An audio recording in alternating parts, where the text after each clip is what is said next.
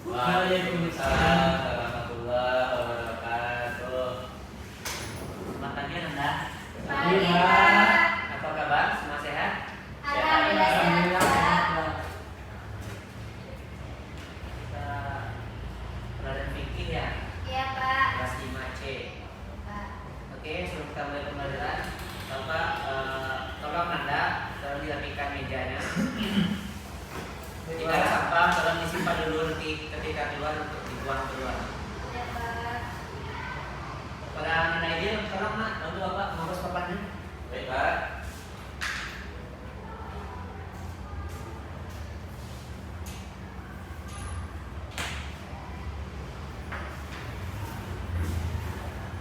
Anda sudah berdoa? Belum, Pak.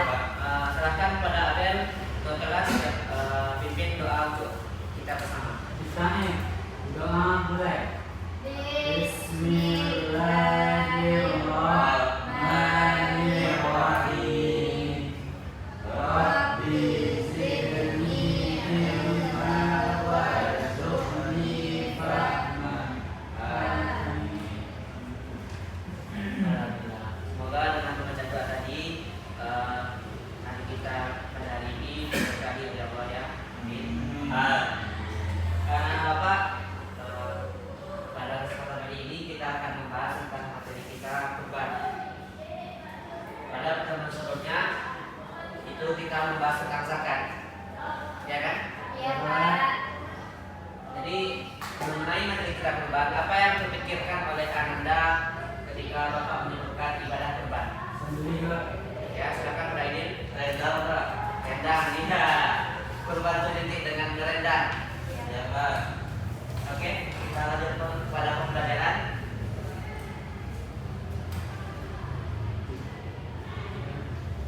Ini profil Bapak, nama Bapak, Bapak Ganteng kan? Iya. Pas Bapak kuliah ya, Pak? Ya. Ini Bapak sediakan ketika Bapak kuliah. Jadi ketika Bapak ketemu dengan Anda, Bapak sudah punya bahan untuk menyampaikan pembelajaran. Anda sudah siap untuk belajar? Ya. Sudah siap, Pak.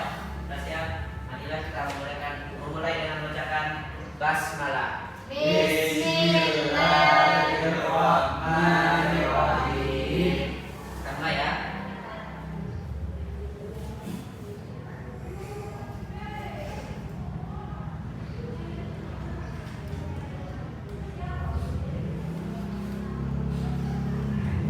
Pertama mengenai materi kita kurban. Kita masuk pada tujuan pembelajaran. Jadi setelah kita berbuka dari materi ibadah kurban ini, Bapak harap Anda dapat mengerti apa itu pengertian ibadah kurban. Kemudian dapat mengetahui apa saja syarat-syarat dan ketentuan-ketentuan dalam melaksanakan ibadah kurban. Kemudian nanti Bapak juga berharap pada anak-anak agar dapat mengamalkan pembelajaran yang telah kita pahami pada hari ini.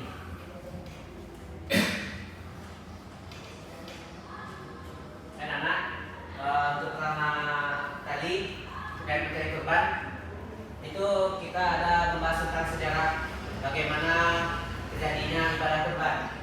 Bapak ada sebuah video, tolong Anda simak. Nanti akan Bapak tanya.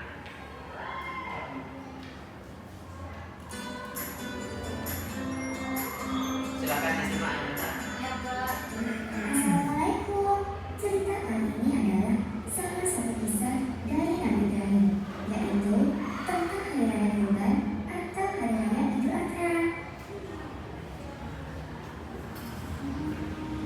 Alkisah bahwa Nabi Ibrahim mempunyai seorang istri yang bernama Siti Hajar.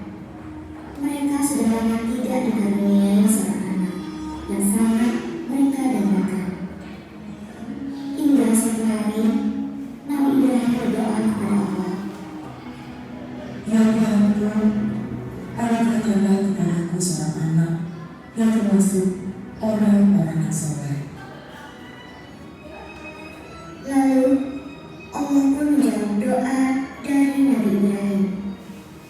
Siti Hajar pun akhirnya melahirkan seorang anak lelaki yang diberi nama Ismail. Pada saat Saat Ismail tumbuh besar, pada suatu malam, di saat Nabi Ibrahim tertidur, dia bermimpi. Allah memerintahkannya untuk memberi anak Ismail sebagai bukti ketaatannya kepada Allah. Keesokan harinya, Nabi Ibrahim menemui anaknya. Lalu, dengan berat hati, Nabi Ibrahim berkata kepada anaknya Ismail, Hai anakku, sesungguhnya aku melihat dalam mimpi bahwa aku menyembelihmu. Maka fikirkanlah apa pendapatmu. Lalu Nabi Ismail pun menjawab, Hai bapakku, kerjakanlah apa yang diperintahkan kepadamu. Insya Allah, kamu akan mendapatiku termasuk orang-orang yang sabar. Kemudian Nabi Ibrahim pun membawa Ismail ke atas bukit dan membaringkannya, lalu bersiap untuk melakukan penyembelihan. Pada saat Nabi Ibrahim mengalihkan pedangnya untuk menyembelih Ismail, keajaiban pun terjadi. Nah, keajaiban pun terjadi. Ada yang tahu apa yang terjadi pada Nabi Ismail? Ditukarkan kambing, Pak. Nah, ini dia. Allah menukarkan dengan kambing, hewan, di mana hewan tersebut sekarang digunakan dalam hewan untuk penyembelihan hewan kurban. Lanjut Anda, kita masuk pada materi kita. Terkait video tadi, apakah ada yang bisa menjelaskan secara singkat bagaimana sejarah terjadinya ibadah kurban? Ada? Silakan Pak Edi. Jadi sejarah terjadinya ibadah kurban itu pada masa Nabi Ibrahim alaihissalam, yaitu ketika Nabi Ibrahim mendapat mimpi dari Allah menyembelih anaknya Ismail, dan Nabi Ibrahim itu menyembelih anaknya Ismail, dan ketika akan menyembelih Allah mengganti Nabi Ismail dengan seekor kambing. Nah, itu dia Pak. Nah, betul. Itu dia. Jadi kita masuk pada yang pertama itu mengenai kurban. Kurban yaitu berarti mendekatkan diri atau mendekatkan diri. Secara istilah, kurban itu adalah menyembelih hewan ternak yang memenuhi syarat tertentu yang dilakukan pada hari raya. Hari raya Idul Adha, bukan Idul Fitri ya, yaitu selepas dan di hari tasyrik, yaitu pada tanggal 11, 12, dan 13 Dzulhijjah. Dengan tujuan semata-mata hanya untuk ibadah kepada Allah. Kemudian hukum kurban, melaksanakan kurban, kan kita tahu orang yang berkurban itu kan mengeluarkan uang yang biasanya itu diberikan kepada panitia kurban yang berada di masjid atau mushola setempat. Jadi hukum bagi orang yang berkurban itu adalah sunnah muakkad atau sunnah yang sangat dianjurkan apabila orang tersebut adalah memenuhi syarat. Adapun syaratnya yang pertama adalah orang yang berkurban adalah Islam, yang kedua dia merdeka bukan hamba saya, yang ketiga balik dan berakal, dan yang keempat mampu untuk berkurban, mampu di sini secara finansial. Karena kita tahu bahwasanya untuk kurban itu memerlukan uang. Mungkin sebab Bapak tanya kepada Abel di dekat musola Abel kemarin di komplek Abel kan ada yang tulis tuh berapa jumlah biaya untuk kurban. Dia tahu Pak, jaga dia Pak. Jangan lihat, oh Abel kurang. Abel jangan Abel jangan ke musola ya. Iya Pak, dia jangan. Nah coba Aidil di dekat rumah Aidil, dekat masjidnya berapa biaya kurban satu orang? Biaya kurban satu orang 700.000 Pak. 1.000, sangat murah ya. Pak Ahmad? 27 Pak. 7. Nah, Bapak ragu ini di mana ada ini. Ya, Untuk biaya kurban tuh kalau untuk sekarang itu biasanya di antara 2 juta sampai 3 jutaan ya.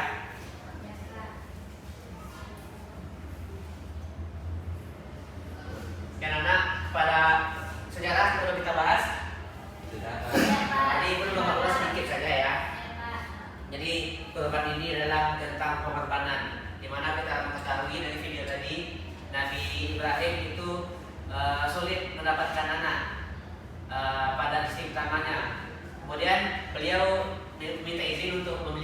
lebih lagi agar dapat memperoleh keturunan, agar kenabian itu dapat diwariskan. Dan alhamdulillah dengan istri yang kedua Nabi Ibrahim diberikan karunia anak, yaitu Nabi Ismail. Jadi ketika kecil beranjak dewasa, telah mereka dari Allah untuk menyembelih anaknya.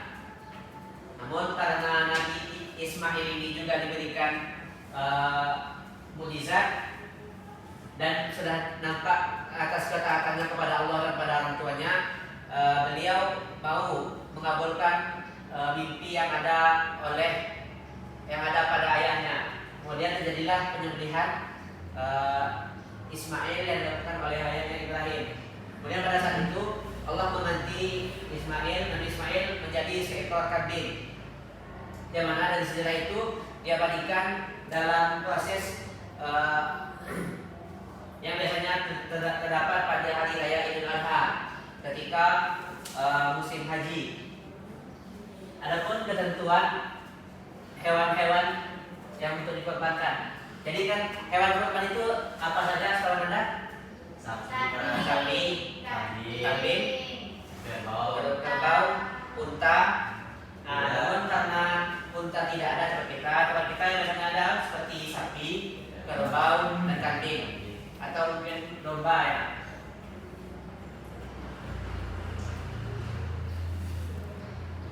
Hewan kurban yang paling utama adalah hewan unta.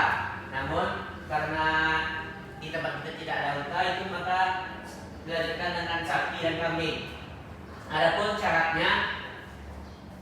bagi sapi adalah yang pertama, pada hewan kurban itu yang pertama adalah badannya tidak kurus dan kering, kemudian tidak sedang hamil atau setelah melahirkan anak. Ketiga, kakinya tidak pincang atau tidak cacat, berbadan sehat, dan daun telinganya lengkap, tidak terpotong. Kemudian untuk hewan sapi, kerbau dan kambing, tanduknya tidak lengkap, tidak ada yang patah atau hilang satu. Karena itu dikategorikan cacat. Baiklah anak, kita lanjutkan dengan waktu dan tempat penyembelihan hewan kurban. Kalau untuk waktu itu kapan dilaksanakan penyembelihan hewan kurban? Biasanya setelah sholat Pak. Sholat hari raya Idul Adha ya. Bapak mau tanya, seperti kemarin hari raya kita kan hari Jumat. Nah, kita kan biasa sholat hari raya itu kan jam 7 atau jam 8. Ada nggak anak-anak lihat, ada anak-anak perhatikan, ada masjid atau mushola yang melakukan penyembelihan di hari Sabtu? Apakah itu boleh? Boleh Pak, karena di musola samping rumah saya begitu Pak. Begitu ya. Nah, kira-kira tahu nggak apa alasan mereka melakukan penyembelihan dari Sabtu, tidak hari Jumat itu? Karena waktu nenek. Nah, itu ya, karena waktunya kayak dikhawatirkan nanti dagingnya terbengkalai ya. Ya Pak. Oke anak, lanjut. Kalau untuk tempatnya, tempat penyembelihannya Boleh di mana saja Pak. boleh mana saja. Ya. Kalau biasanya kalau dilaksanakan di musola dan di sembelih di dekat musola. Iya Pak.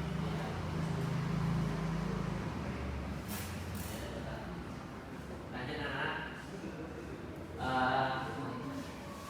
Kita lanjut kepada hikmah dari penyembelihan hewan kurban. Tolong kepada Aidil dibacanya apa saja jadi hikmah dibalik penyelenggaraan ibadah kurban.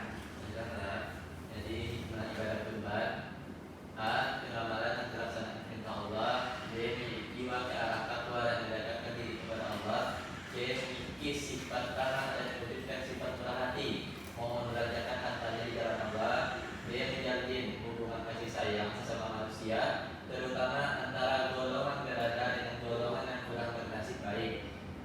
Sebagai monitor untuk mediator untuk persahabatan menuju kesejahteraan sosial dan ikut meningkatkan gizi masyarakat.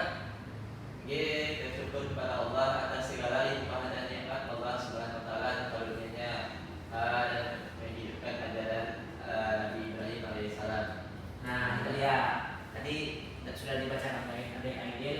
Yang pertama yaitu tentang perintah Allah. Sudah jelas ibadah kurban ini adalah perintah langsung oleh Allah, di mana terdapat dalam Al-Quran surah Al-Kautsar ayat 2. Tolong Ahmad bacakan surah Al-Kautsar ayat 2. Bismillahirrahmanirrahim. Fashalli li rabbika wanhar. Nah itu dia Anda. Jadi tolong kepada Anda dibacakan nantinya.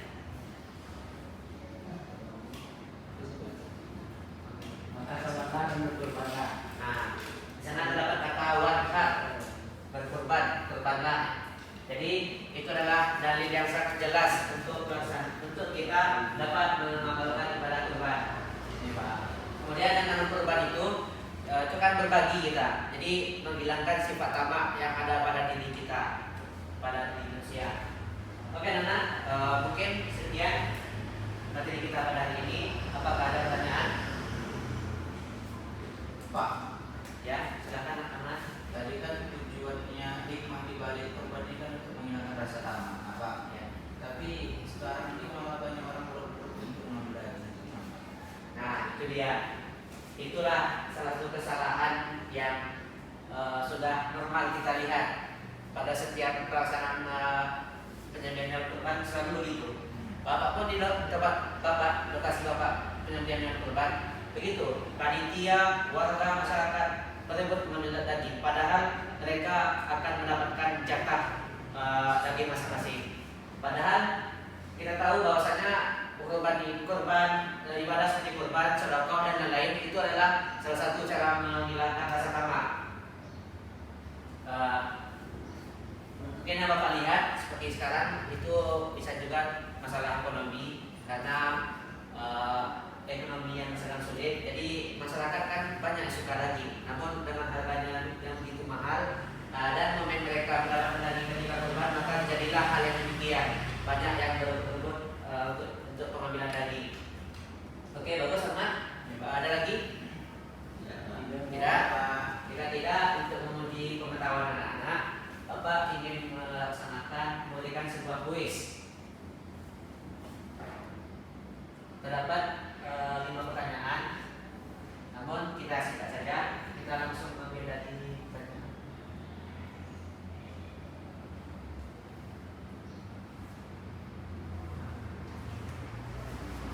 Bapak ada 3 kartu, silakan anak-anak dipilih salah satunya.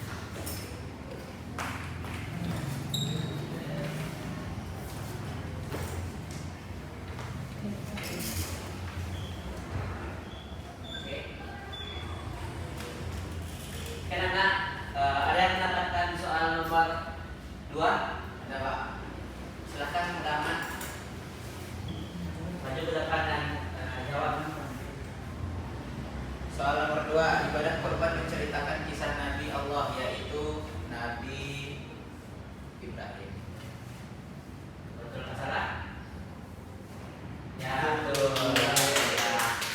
Lanjut ke soal berikutnya. Yang mendapatkan soal nomor 3. Hewan yang dibolehkan untuk dijadikan hewan kurban ditunjukkan oleh nomor. Ayo berapa? Yang pertama 1 ada ayam, 2 sapi, 3 kambing, 4 unta, 5 ikan, 6 kerbau. Hewan mana yang boleh dijadikan hewan kurban?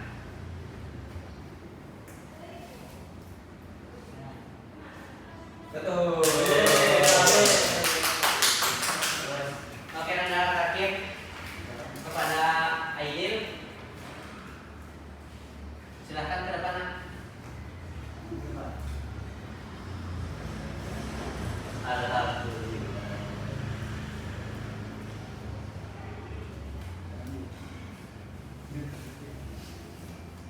Silakan ke depan Aidil. Wah, banyak juga hewan kurbannya. Nanti kan video dulu. Tapi hewan kurbannya semua sama masing mana ya? Gue penasaran nih pengen lihat. Oh iya, katanya mereka kan mau dapat hewan yang udah bikin resah, yang suka ngambil persediaan makanan warga. Itu nih masuk ke kelompoknya. Katanya kalian mau lihat hewan kurban kita. Nih, udah gue bawa ke sini.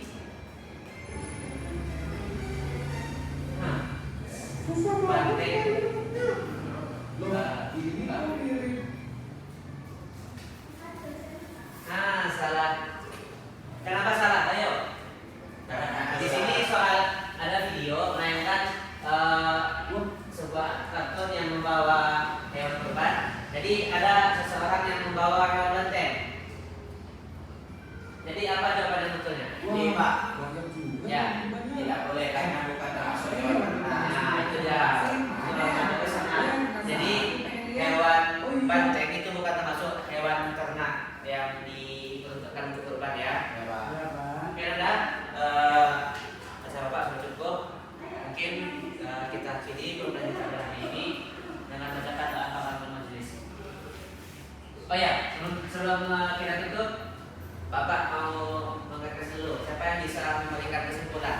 Nanti yang bisa menyimpulkan Bapak kasih nilai tambahan. Ada yang bisa? Pak. Nah, silakan Ahmad.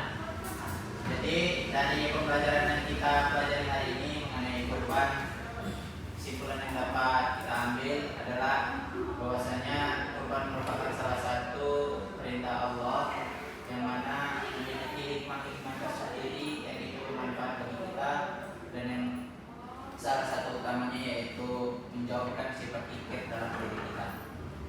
Ya, bagus. Terima kasih Pak Ahmad. Mungkin sekian yang dapat kita pelajari pada hari ini. Harapan Bapak